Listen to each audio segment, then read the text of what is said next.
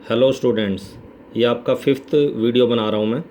ठीक है, मेरे हिसाब से जो मैं वीडियो डाल रहा हूँ आपको सब कुछ क्लियर हो रहा होगा उसमें। ये कुछ क्वेश्चंस हैं जो मैंने लास्ट क्लास में आपको सिमेट्रिक और स्क्यू सिमेट्रिक मैट्रिक्स के बारे में समझाया था, तो उससे रिलेटेड ही कुछ क्वेश्चन हैं और ये इम्पोर्टेंट क्वेश्चन है जो मैं यहाँ आपको डाल रहा हूँ, इसमें वीडियो में सोल्व कर रहा हूँ। क्वेश्चन है, जैसे फर्स्ट क्वेश्चन है आपका, एक्सप्रेस कोई मैट्रिक्स दे रखी होगी कोई भी 2x2 या 3x3 ऑर्डर वाली, और कहेगा आपसे एज द, इसको एक्सप्रेस करो as the sum of a symmetric and a skew symmetric matrix. ठीक है, सिमेट्रिक में बदलना है और स्क्यू सिमेट्रिक, दो मैट्रिक्स के सम के रूप में इसको एक्सप्रेस करना है। ठीक है, तो सबसे पहले तो इसको लेट कर लिया जी ए मैट्रिक्स मैंने, इसका साथ साथ ट्रांसपोज ले लिया। सबको पता ट्रांसपोज कैसे लेते हैं, फर्स्ट रो को फर्स्ट कॉलम में लिखना है और सेकंड रो को सेकंड कॉलम में लिखना है। ठीक है, उसके बाद मैंने आपको एक पिछली क्लास में, एक लास्ट वीडियो में एक फॉर्मूला बताया था मैंने कि अगर हमें कोई भी सिमेट्रिक मैट्रिक्स को लेट करना है तो वो होता है जी half times of A plus A transpose. तो half of A plus A transpose मैंने इसको पी लेट कर लिया। ये फाइंड करूँगा पहले मैं, half of A plus A transpose, इन दोनों को ऐड करूँगा, ए में ए ट्रांसपोज, तो 3 + 3 6, 5 + 1 6, 1 + 5 6, -1 -1 -2। क्लियर है यहाँ तक। उसके बाद इनको हर एक एलिमेंट्स को दो से डिवाइड कर दिया तो ये आ गया 3 3 3 -1। क्लियर है यहाँ तक। ये हमने पी मैट्रिक्स फाइंड कर दी। अब हमें ये बताना है कि हमने जो फाइंड की है क्या एक्चुअल में ये सिमेट्रिक मैट्रिक्स ही है। तो इसके लिए हमें इसका ट्रांसपोज लेना पड़ेगा, पी ट्रांसपोज। अगर मैं इसका ट्रांसपोज लेता हूँ तो फर्स्ट रो को अगर मैं फर्स्ट कॉलम में लिखता हूँ, सेकंड रो को सेकंड कॉलम लिखता हूँ, तो मैं देखता हूँ कि सेम मैट्रिक्स आ रही है, कोई चेंज नहीं आया, तो इसका मतलब इज इक्वल टू पी आ गया। तो इससे ये कंक्लूड हो गया कि P is a symmetric matrix, P एक सिमेट्रिक मैट्रिक्स है। तो जैसे हमने सिमेट्रिक मैट्रिक्स फाइंड की है वैसे अब हम क्या फाइंड करेंगे जी, स्क्यू सिमेट्रिक। तो क्यू लेट कर लिया, Q equal to half of A minus A transpose, दोनों को माइनस करेंगे तो हाफ ऑफ, जब मैं ए में से ए ट्रांसपोज माइनस करूँगा, ठीक है, ए माइनस ए ट्रांसपोज करूँगा तो 3 - 3 0, 5 - 1 4, 1 - 5 -4 और -1 -1 करेंगे तो 0। क्लियर है यहाँ तक, ये आ गया आपका। इसके बाद मैंने देखा ये आ गया जी 2 से डिवाइड करने पर 0 2 -2 0। अब वही सेम इसमें भी प्रूव करना है कि ये जो मैट्रिक्स हमने फाइंड की है, ठीक है, ये स्क्यू है, स्क्यू सिमेट्रिक है। तो इसके लिए इसका ट्रांसपोज लेंगे, ट्रांसपोज लेंगे तो फर्स्ट रो को फर्स्ट कॉलम में लिखेंगे, सेकंड रो को सेकंड कॉलम में लिखेंगे। तो जब मैंने इसको ट्रांसपोज लिया तो मैंने देखा ये प्लस का और ये माइनस का, तो सेम मैट्रिक्स नहीं है। तो मैच करने के लिए हमने इसमें से माइनस कॉमन निकाला, तो 0 + 2 -2 0, ये मैट्रिक्स मैच करेगी इससे, क्यू से, तो that is equal to Q. तो क्यू का ट्रांसपोज लेने पर -q के बराबर आ रहा है, तो Q is a skew symmetric matrix. साथ साथ लास्ट में अब हमें ये फाइंड करना है कि जो हमने पी और क्यू मैट्रिक्स फाइंड की है क्या वो दोनों का जो सम है वो ए के बराबर है या नहीं है। तो पी + क्यू फाइंड करेंगे, पी हमने फाइंड कर रखी थी, क्यू हमने फाइंड कर रखी है, दोनों को ऐड करेंगे जब हम, तो ये आ जाएगा जी 3 5 1 -1 दैट इज़ ए। और इससे ये कंक्लूड होता है कि जो ए मैट्रिक्स है that can be expressed as the sum of a symmetric and a skew symmetric matrix. Clear है यहाँ तक। अगर ये क्वेश्चन 4 मार्क्स में आता है तो प्रॉपरली ऐसे ही करना है जैसे मैंने करवाया है। अगर ये आता है क्वेश्चन 2 मार्क्स में, ठीक है, 2 नंबर में, तो हम एक रिलेशन से भी ये फाइंड कर सकते हैं कि ए बराबर half of A plus A transpose plus half of A minus A transpose. और ये जो half of A plus A transpose जब आप फाइंड करेंगे तो ये आपका आंसर आ जाएगा जी 3 3 3 -1, और half of A minus A transpose जब आप फाइंड करेंगे तो आ जाएगा 0 2, ठीक है, -2 0, और इनको आपस में ऐड करोगे जब आप, तो ये आपका आ जाएगा 3 5 1 -1 दैट, ठीक है, दैट्स ऑल। तो अगर ये 2 नंबर में आ रहा है तो आप इसको इतना भी कर सकते हैं 2 मार्क्स में, लेकिन मेरी जो प्रॉपर तरीका है इसका वो यही है कि पहले पी फाइंड करो half of A plus A transpose करके, उसका ट्रांसपोज निकाल के वेरीफाई करोगे सिमेट्रिक है, उसके बाद क्यू फाइंड करो, ठीक है, उसका क्यू ट्रांसपोज निकाल के वेरीफाई करो क्योंकि -q के बराबर है, क्यू सिमेट्रिक है। उसके बाद दोनों को ऐड करके वेरीफाई करो कि वो ए के बराबर है। उसके बाद हम ये कह सकते हैं कि ए को हम सिमेट्रिक और स्क्यू सिमेट्रिक मैट्रिक्स के सम के रूप में एक्सप्रेस कर सकते हैं।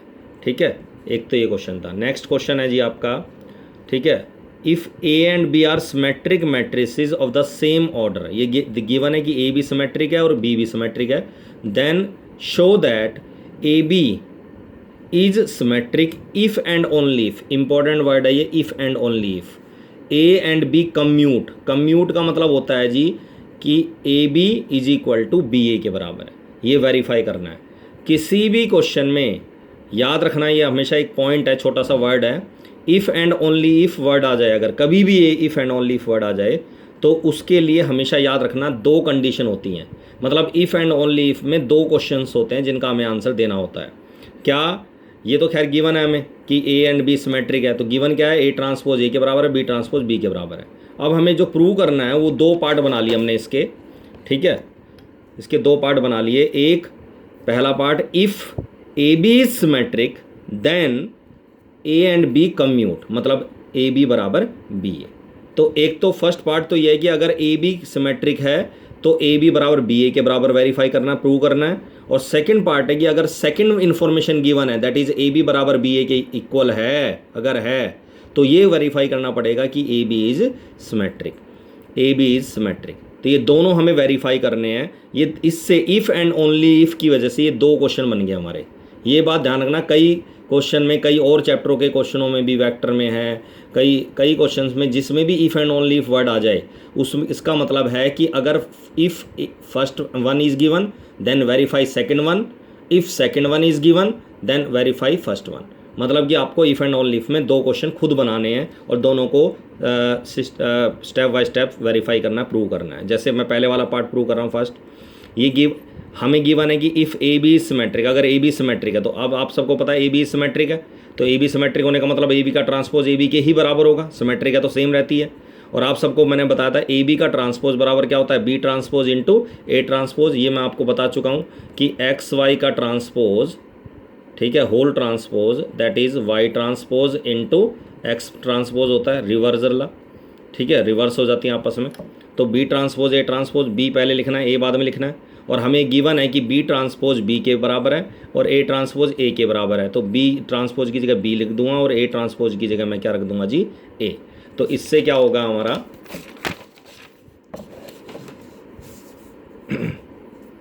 बी ए बराबर ए बी आ गया, और इस साइड बदलने पर ए बी इधर लिख दिया, बी इधर लिख दिया, तो हमने देखा ए बी बराबर क्या आ गया, बी ए।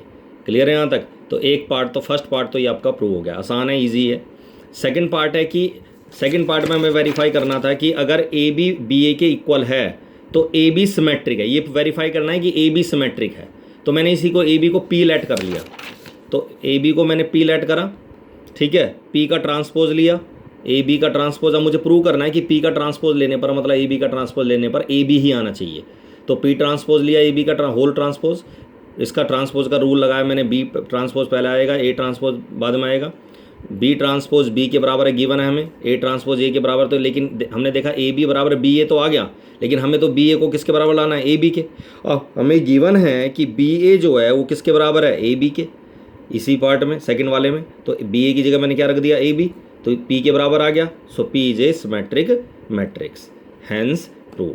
तो ये इफ़ एंड ओनली इफ वाले कोई भी क्वेश्चन आता है उसमें दोनों पार्ट आपको प्रूव करने होंगे। क्लियर है यहाँ तक?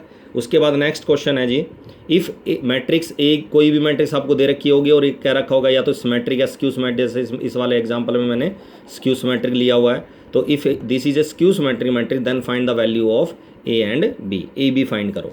अब हम क्लियर, जैसे कि लग रहा है कि ए स्क्यू सिमेट्रिक मैट्रिक्स है, तो ए ट्रांसपोज बराबर क्या हो गया, माइनस ए। तो जब मैं इसका ट्रांसपोज लेता हूँ, फर्स्ट रो को फर्स्ट कॉलम में लिखता हूँ, सेकंड रो को सेकंड कॉलम में, थर्ड रो को थर्ड कॉलम में, और इसमें माइनस ए का मतलब हर एक को माइनस से मल्टीप्लाई कर दिया मैंने। तो सबको माइनस से मल्टीप्लाई करके जब मैं कंपेयर करूँगा तो साफ दिख रहा है 0 0 बराबर है। ए बराबर क्या हो गया, -2, और -3 बराबर क्या आ गया, -b, और माइनस माइनस कैंसिल होकर बी बराबर क्या आ गया, 3। That's all. 1 मार्क्स का ऐसा क्वेश्चन आने के चांस होते हैं। क्लियर है यहाँ तक? एक और एक्स्ट्रा क्वेश्चन है, इंपॉर्टेंट क्वेश्चन है ये। Prove that if A matrix A is both symmetric and a skew symmetric matrix then it is a zero matrix, it is a zero matrix। ये वेरीफाई करना है हमें।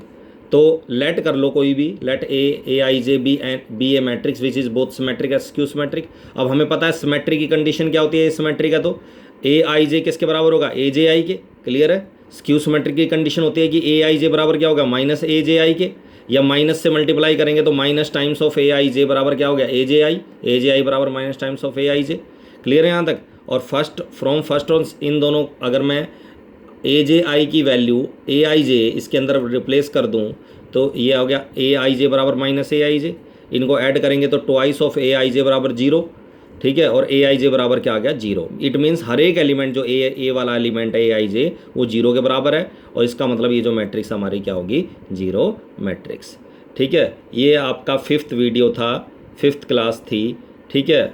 मैं ये जो वीडियो डाल रहा हूँ मुझे ये एक्सपेक्ट कर रहा हूँ मैं ये कि आपको सब कुछ क्लियर हो रहा होगा वीडियो के द्वारा, ठीक है।